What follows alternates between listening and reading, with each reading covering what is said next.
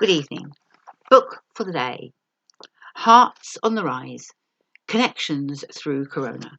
And I've been reading to you insights written by Anna Vilchis. Healing in spite of Corona and overcoming anxiety and depression. And this is where I'd read to yesterday.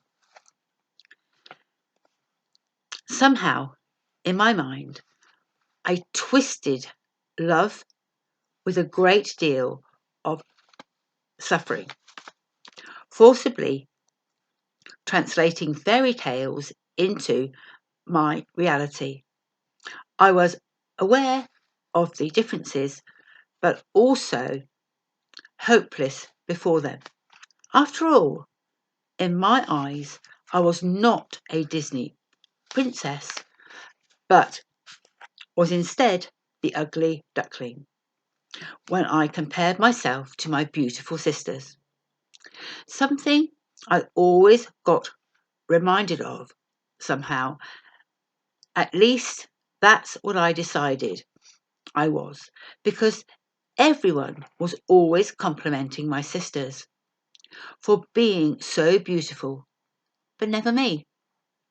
I made it mean not only that I wasn't as beautiful as them, but also that I must have been ugly, that nobody ever noticed me other than for the work I did to please others. I became a people pleaser, always giving the best of me in order to get the love and admiration, or at the very least, attention, no matter how little, I craved for so much, because not only did I not have a voice to express myself, I even appeared to be invisible to others. In my story of my life, I always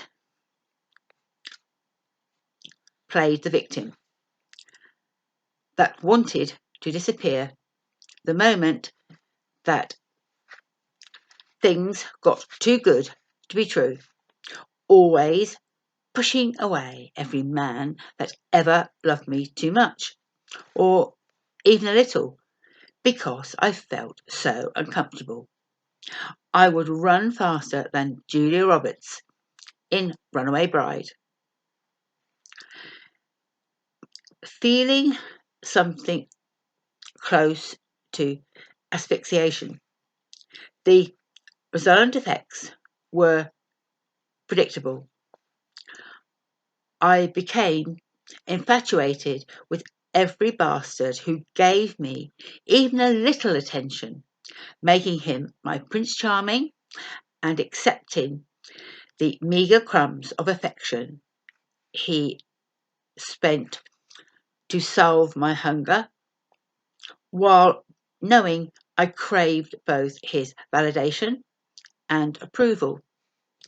To put it simply, I didn't know how to be loved because I didn't know how to love or even validate myself.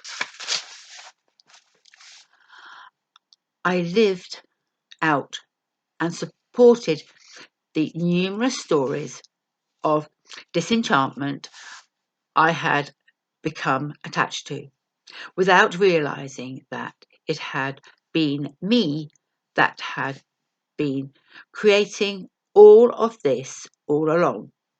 My misery and suffering came from an inability to give up my victim story. I truly believed that I was worthless and unlovable. I had gathered so much evidence throughout the years to prove it and show exactly how well I fitted the definition that I felt I had become mankind's biggest victim. And I didn't know myself any other way. So much so that I could never recognise myself whenever I was in a relationship. And that's where we'll leave it for today. Hearts on the Rise. Connections Through Corona can be found on Amazon and on its Facebook page. Good night, Diane Hans.